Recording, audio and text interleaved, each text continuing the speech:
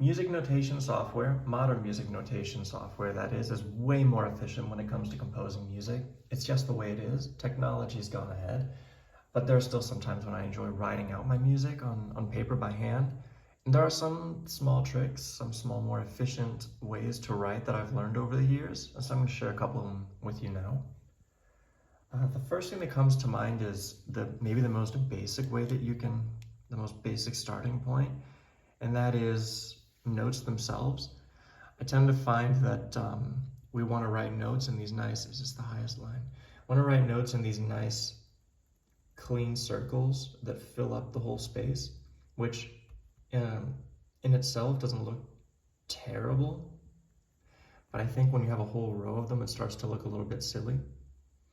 I prefer to do everything in sort of this motion, a sideways oval type thing, even with half notes. I do this sort of sideways oval, which actually makes them a little bit smaller in general, and it doesn't fill up the space as much. So if you start writing half notes above one another, it doesn't look too crowded, which make the stem a little bit longer. Quarter notes, it makes a huge difference.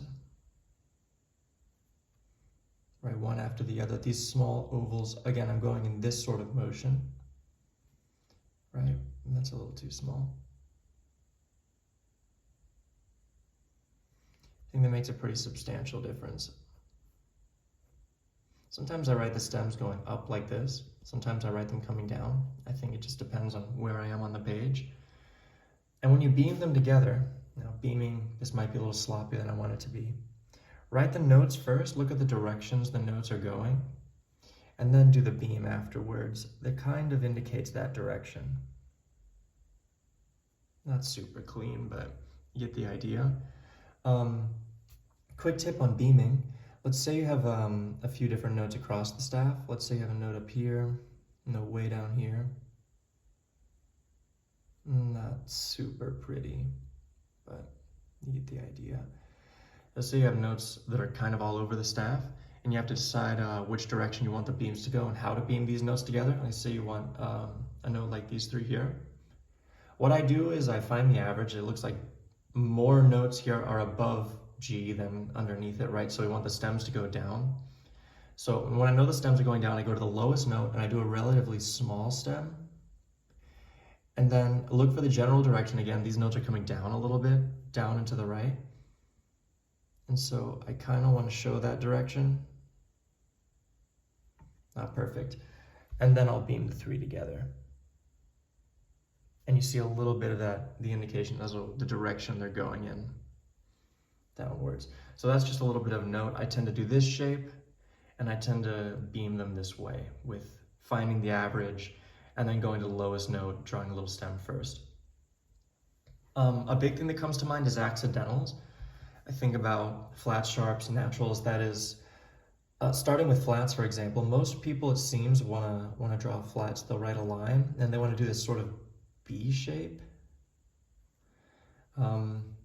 which is not, again, it's not awful looking. I think you can get a cleaner look if you do that same downstroke, but then you start at the bottom and you go almost immediately at a really pretty sharp angle back upwards, like a 45 degree, and then bring it back.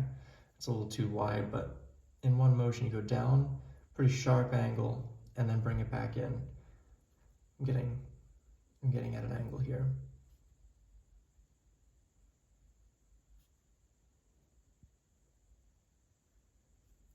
I think that's a cleaner look. With sharps, so, well, first let me hear them.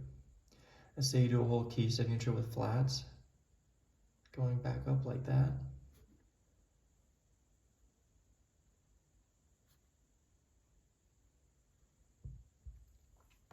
Right.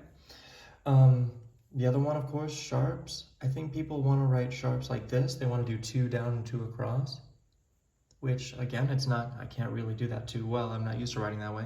It doesn't look terrible, but what I normally do is I actually write all of them, all of the straight down lines in a key signature, if I'm doing a key signature, or in this case, just an accidental 4 note, and then I'll come back and do both of these lines at a slant. Oops. It makes a huge difference in key signatures. Let's say, for example, I'm doing B major. I'll do all my down lines first.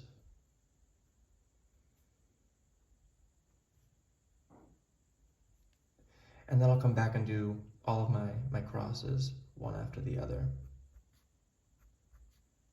That's actually a lot quicker too, I think. Some of those don't look too much like sharps, they look more like natural signs, but it is how it is. Speaking of natural signs, I don't have any big trick for this one. I just know that I was told by my high school teacher to do a stroke down and a little curve back up, and then do the opposite in the other direction to get a natural sign. That's how I've written natural signs. Ooh, that's an ugly natural sign. That's how I've done natural signs ever since. Sort of stroke up and then stroke down. I'm not very consistent today, but in context, I think it makes a huge difference. These are not very pretty, these natural signs, but the technique is still good. Even if my handwriting is not perfect, you still get to see the idea I'm talking about. I don't have any big tips for drawing a treble clef or a bass clef because I also hate drawing treble clefs and bass clefs. But I can at least say when I draw a treble clef, I start from the top and go straight down. I prefer that to going up because I, for whatever reason, can't get the line right going up. I go straight down and then add the tail. And then cross it through. Like I said, treble clefs are not a favorite of mine. Just the important thing is always that you're circling G, right? They're called a G clef, so you want to make sure that this tail is going clearly around G. And then I tend to try to cross this intersection here around the second to top line, this line here. I try to get that to happen right about there. Bass clefs, again, I'm not going to pretend that I'm particularly good at clefs, but I think at least the way that I draw it might be more efficient for some people. I start with the dot, and I try to do it as quickly as possible, as one nice curve around, and then do two smaller dots afterwards. Again, the only thing that's important here is making sure that the dots are surrounding F. That's not a huge. Otherwise, I don't have any huge tips. Those are just the few that come to mind. They make a pretty big difference in my notation writing.